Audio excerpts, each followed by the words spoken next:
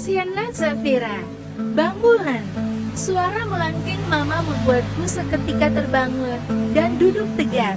Jantungku berdegup kencang, pun napasku mendadak ngos-ngosan. Aku melirik jam dinding. Sebelum ke episode selanjutnya, support dengan kritik dan sarannya tulis di komentar. Terima kasih.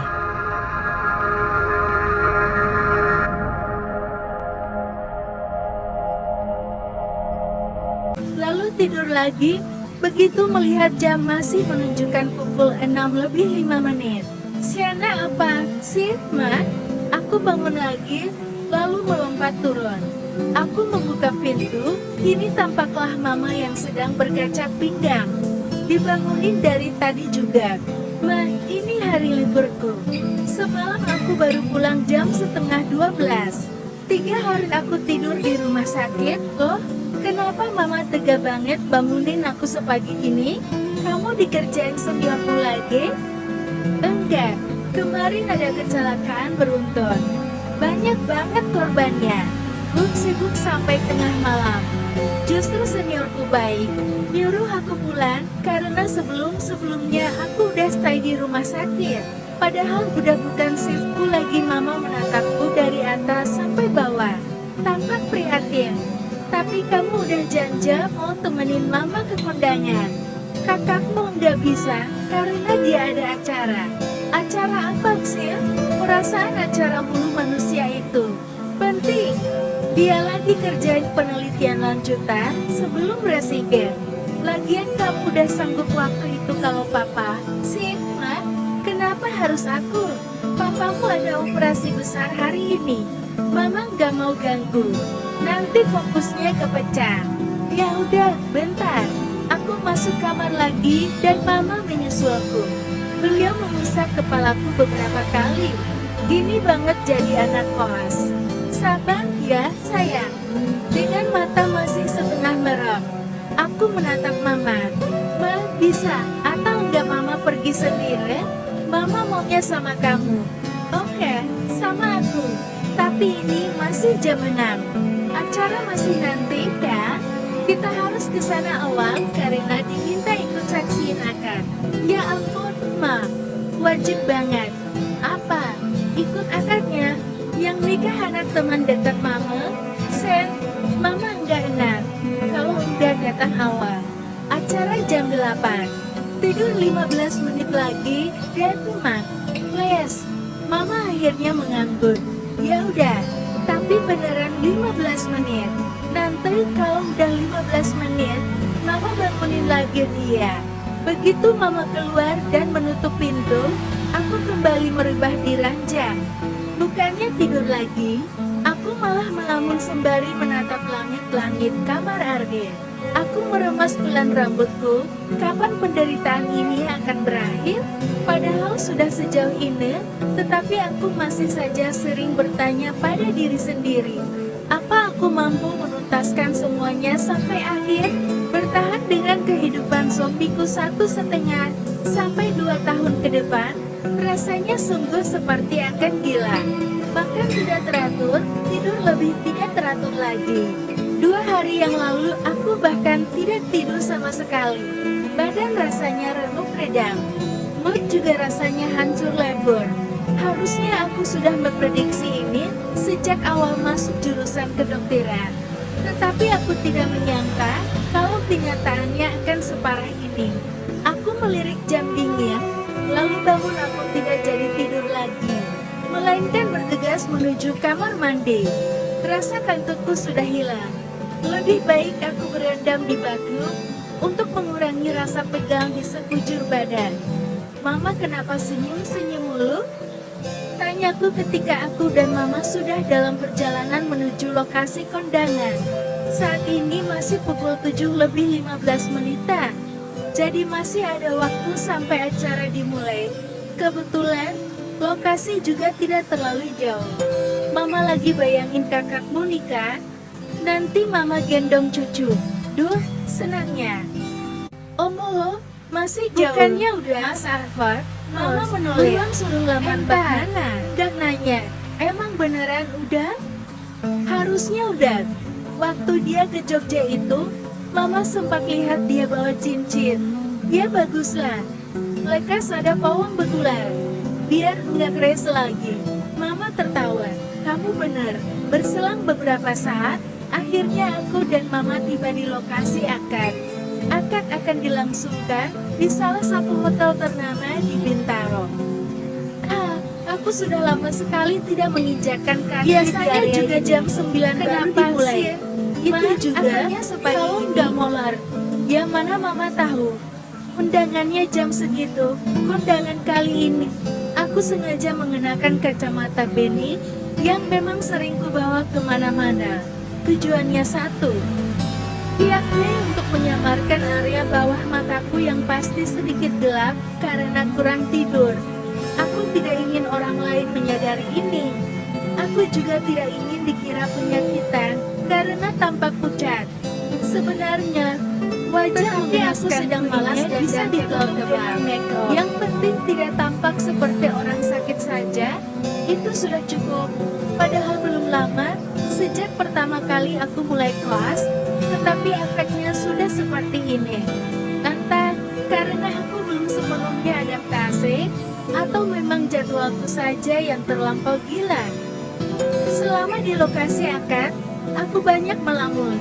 Apalagi setelah Mama diculik teman belia, aku duduk sendirian di salah satu sudut. Kalau ada kesempatan, aku menyandar dan memejamkan mata.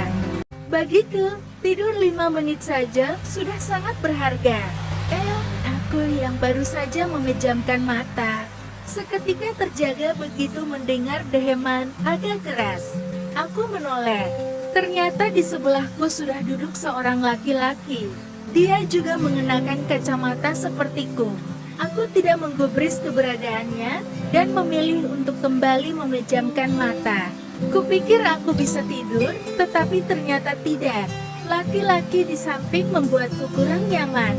Alhasil, aku kembali duduk tegak dan membuka mata lebar-lebar. Mama mana lagi? Aku celingukan. Mencari keberadaan Mama. Beliau benar-benar menghilang setelah diculik. Kalau ceritanya seperti ini, alih-alih menemani beliau, sebenarnya aku hanyalah supir. Kebetulan, supir pribadi Mama sedang izin karena ada keluarga yang sakit. Aku sendiri memang harus terima nasib. Salah siapa waktu itu langsung menyanggupi tanpa berpikir panjang. Mas Rif, kok malah disinyarsir? Tiba-tiba, seorang laki-laki datang menyusul. Wah, dia tampan. Dia menatapku dan tersenyum basa-basi. Aku sendiri hanya membalas sekenanya. Sampai kapan kita di sini, Fred? Tanya laki-laki berkacamata setelah laki-laki kedua duduk di sebelahnya. Sampai akad selesai aja. Paling habis itu disuruh makan. Nah, setelah makan kita bisa pulang.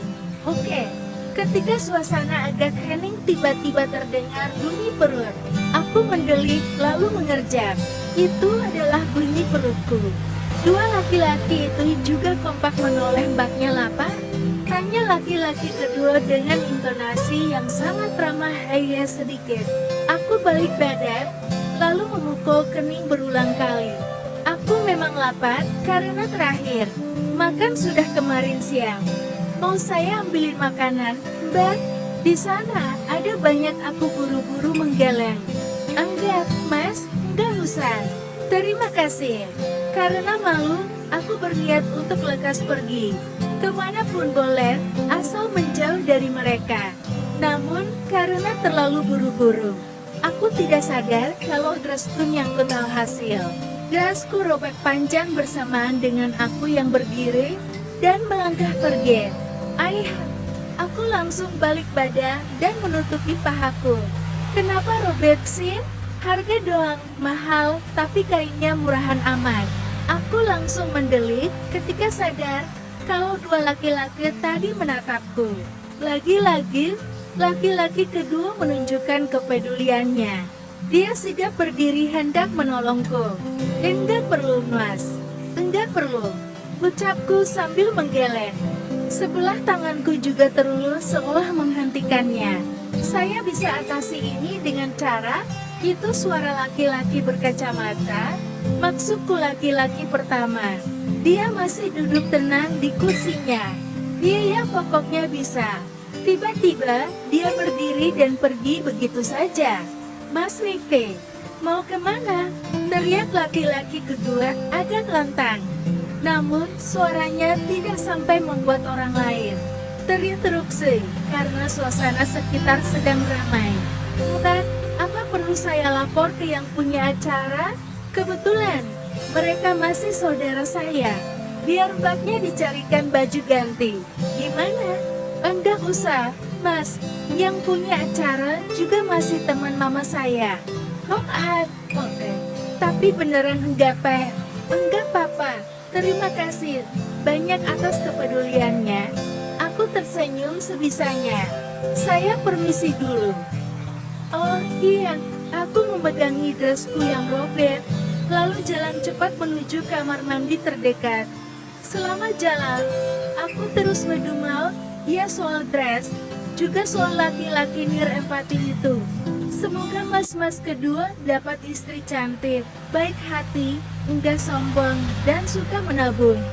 Kalau mas-mas pertama, semoga dapat istri cerewet, berisi, gemelie, dan tantruman.